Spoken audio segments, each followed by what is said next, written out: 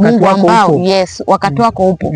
Mungu ambao anataka kupitisha kupitia hapo paka ufanye ufikie lile lengo ambalo unafanyaje. Mungu ameona ndani yako. Imani yako, yani amini kwamba wewe sio maisha yale, sio maisha yako ya mwisho. Yani kuna maisha mengine badala ya yale ambayo unaishi ya mateso.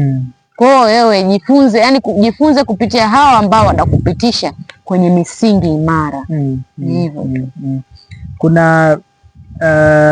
Kuna kijana mmoja siku za nyuma huko niliweza kuongea naye, yani ulioyapitia yeye sasa alikuwa magumu zaidi. Huwezi amini, inaweza kawa mtu unaambiwa kwa sababu unalelewa na mtu ambaye sio mzazi wako. Yes. Inaweza kawa kuna vitu unafanyiwa unahisi kama ni mateso, yani ni upendo wa chuki. Yani unaona kabisa huu upendo ni wa chuki. Yes. Nitakupa tu mfano mrahisi. Mtu una miaka 5 unaambiwa pika mandazi.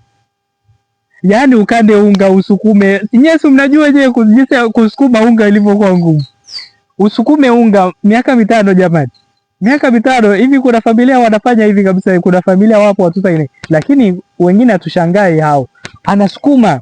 Alafu unakuta huyo mtoto anachota maji, anakanda unga, anaamshwa mapema sana, analala kwa kuchelewa sana. Mtoto huyu unafikiri atakuwa na upendo anauona hapa? Anaona uchungu kwenye upendo. Kwa hiyo alinisimulia hiki kitu kiliniumiza sana sana sana. Na pia nimekuta afisa hapa amejaribu kutuonyesha, yani yeye kakubali kwamba pia zile changamoto zilimfanya afike level hii alofikia. Ila hizo changamoto kuna saa zinakatisha tamaa, mpaka huyu ambaye niliowatajia hapa alikimbia kabisa mazingira yale, aliondoka, alihama, alienda zake mtaani kuokota makopo. Akaona ni bora kuliko huu upendo wa chuki. Yani uko na mtu lakini unaonyesha upendo wa chuki. Hapana, yani kwamba unapokuwa kwenye mateso, hebu angalia kwamba mateso yana faida.